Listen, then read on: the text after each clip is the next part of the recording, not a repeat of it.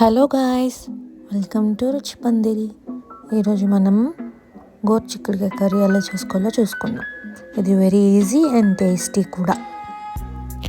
ఈ కర్రీకి కావాల్సినవి ఓన్లీ 3 ఇంగ్రీడియంట్స్: ఆనియన్స్, టొమాటోస్, ఇంకా మన మెయిన్ ఇంగ్రీడియంట్ గోరుచిక్కుడుకాయలు. మీ ప్లేస్లో ఈ గోరుచిక్కుడుకాయలు ఏమంటారో చెప్పండి.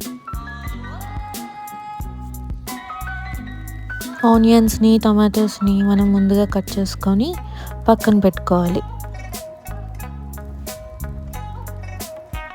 ఇప్పుడు స్టవ్ వెలిగించుకొని ఒక కడాయి పెట్టుకోవాలి. కడాయిలో కొంచెం ఆయిల్ వేసుకోవాలి. ఇది బ్యాచిలర్స్కి చాలా యూస్ఫుల్ రెసిపీ అనమాట. తక్కువ ఇంగ్రీడియంట్స్, ఈజీ, ఇంకా ఫాస్ట్గా అయిపోతుంది. ఆయిల్లో మనం కట్ చేసి పెట్టుకున్న ఆనియన్స్ వేసుకొని బాగా కలుపుకోవాలి. అవి మగ్గేంత వరకు ఉంచుకోవాలి. ఇది గోరుచిక్కుడుకాయల సీజన్ కదా, సో మనం సీజనల్ ఫ్రూట్స్ అండ్ వెజిటబుల్స్ తినడం చాలా మంచిది. సో మీరు కూడా ఈ గోరుచిక్కుడుకాయలతో కర్రీ ట్రై చేయడం మర్చిపోకండి. ఇది మా మమ్మీ రెసిపీ. ట్రై చేసి ఎలా ఉందో చెప్పండి. మనం గోరుచిక్కుడుకాయని కట్ చేసుకున్నాక వాటర్లో కడిగి పెట్టుకోవాలి.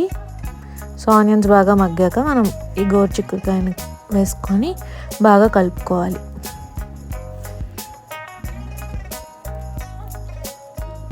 ఇప్పుడు మూత పెట్టి కొన్ని నిమిషాల వరకు మగ్గనివ్వాలి. చూసారా, ఇప్పుడు మన గోరుచిక్కుడుకాయ బాగా సాఫ్ట్గా మెత్తగా ఉడికి ఉంటుందన్నమాట. ఇప్పుడు ఏం చేయాలి, మనం సాల్ట్ ఇంకా అన్ని మసాలాస్ వేసుకోవాలి.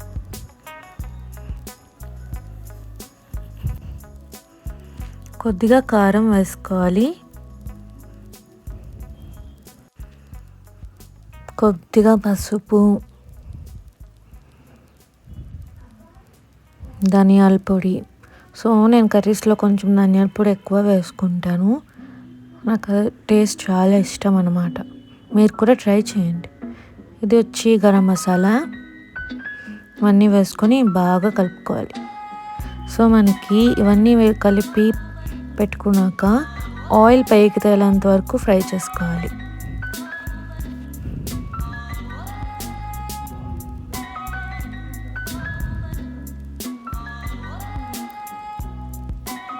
ఇప్పుడు టమాటోస్ కట్ చేసి పెట్టుకున్నాం కదా, అవి వేసుకొని స్లోగా కలుపుకోవాలి. ఇవి కూడా కలుపుకున్నాక మనం మూత పెట్టి ఉడకనివ్వాలి.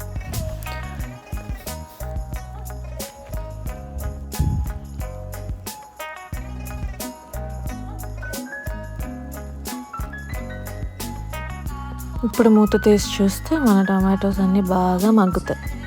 సో ఆయిల్ కూడా పైకి తేలింది కాబట్టి మనం ఇంకొంతసేపు అలా మూత తీసి ఇంకొంతసేపు కర్రీని మగ్గనివ్వాలి.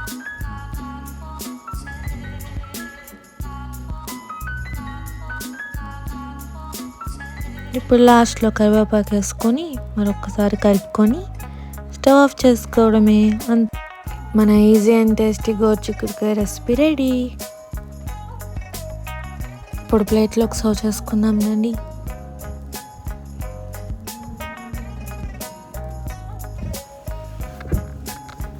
సర్వ్ చేసుకున్నాక వేడి వేడి అన్నంలో ఈ కర్రీ వేసుకొని కలుపుకొని తింటే చాలా బాగుంటుంది.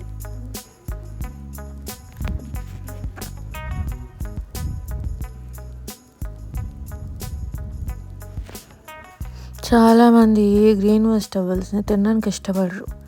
నేను వెజిటేరియన్ ఏమి కాదు, నాన్ వెజిటేరియనే.